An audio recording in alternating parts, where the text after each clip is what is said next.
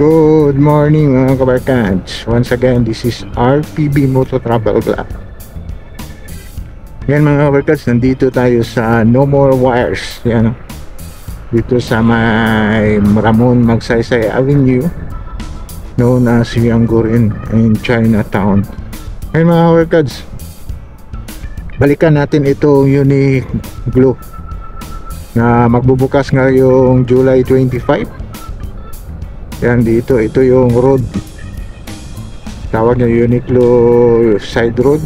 Ano ba yung tawag nila dito? Ating babalikan dito mga kabarkads.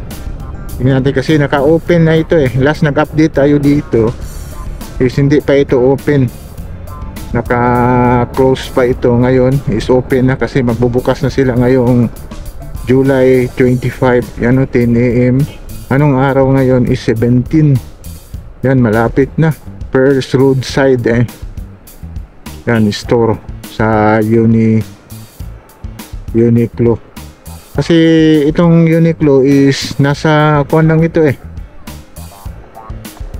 Sa kuan lang ito ginakuan sa may mga malls. Yan.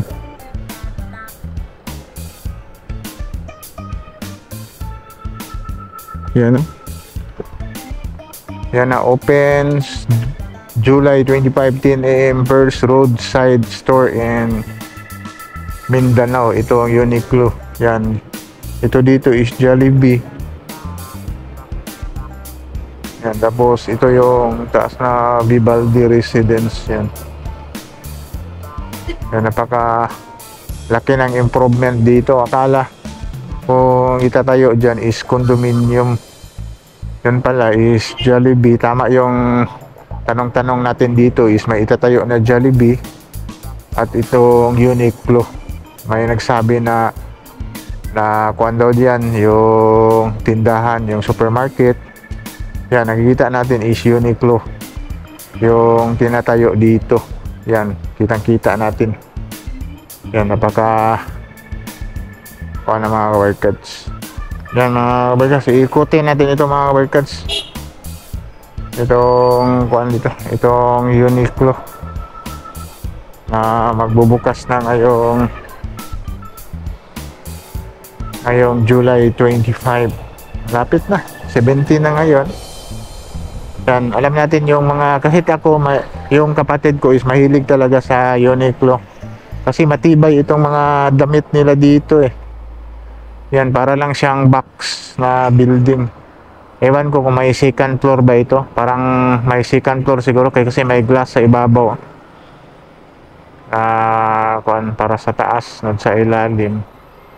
Yan, sige lang, titignan natin ngayong July 25. Yan, magbubukas itong Uniqlo roadside store. Yan. First and roadside kasi nasa mga malls kasi ito sila yan, sa SM Malls. Yan, sa SM Malls talaga ito sila. Para sa iba mga Gelsano, wala itong Uniqlo. Yan o, kuana dito pang parking pala dito ang diba nila, mga parking. Kung papasok ka dito, exit nila, entry doon, dito lalabas sa likuran. Yan, itong Uniqlo.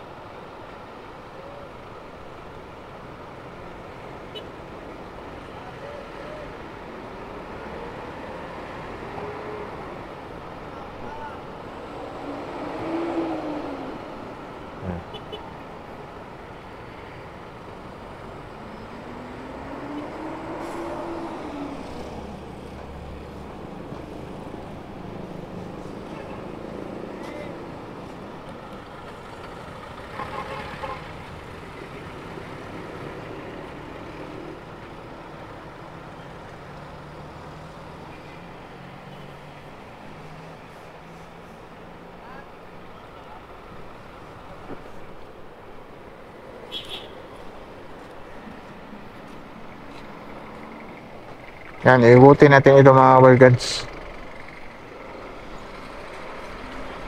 paikot tayo kung ano ba kalaki itong kuha nila dito. Ano store nila dito. Harap lang ito ng poblasyon. Market Central. Dito sa likuran. Wala na pala ito. Dead end pala dito. Hindi pala ito paikot itong kuha nila dito. Hindi siya paikot. Bali dead end lang ito. Parking din dito sa likuran. Kasi may mga bahay pa dito. Itong area na ito. Tapos yan, ito lang yung kuha nila area. Hindi talaga kuha sila karugtong din doon sa likuran. Parang nag-il pala itong lupa nila dito. Yan, pero may mga landscape pa rin sila.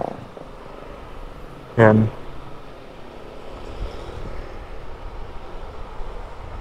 Ito mga kuha dito. Ewan ko kung soon. Siguro may mga may-ari dito. Soon is matatanggal din siguro ito sila dito. Iba-iba ang may-ari dito sa lupa na ito. Yan, marami pang mga kuan dito mga bahay.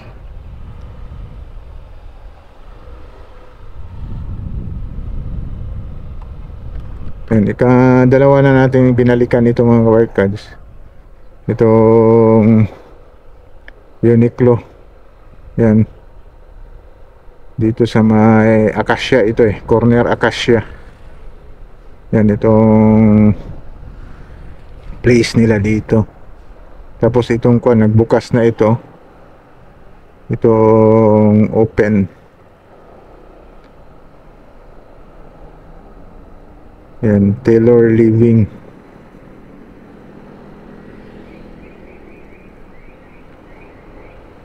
Yan, ito lang yung update natin dito mga kabarkads. Itong magbubukas ngayong July 25. Itong roadsides, the first roadside store in Mindanao.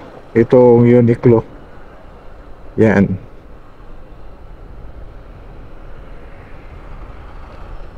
Siguro mga kabarkads, kung ano ito mga kabarkads parang click siguro ito. Lalo na yung mga mahilig sa mga magagandang damit at matitibay. Kasi itong Uniqlo, parang sa Japan yata ito na mga damit. Yan, kinomercialize na. Yan, kasali na yung Pilipinas dito. Yan, kaya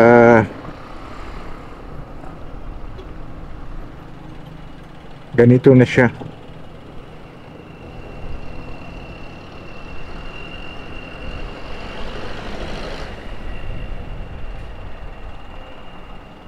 Yan, siguro mga barkads, ito lang yung kuha natin mga barkads, update doon sa Uniqlo store. Yung dating dinimolish dyan is magbubukas na ngayong July 25, 10 AM. Yan, like and subscribe to my channel. Press the button bell para ma-notify kayo sa mga video na i-download ko. Especially sa mga travel vlog natin. Yan, matraffic na dito kasi may eskwelahan dito Sige, bye-bye. God bless.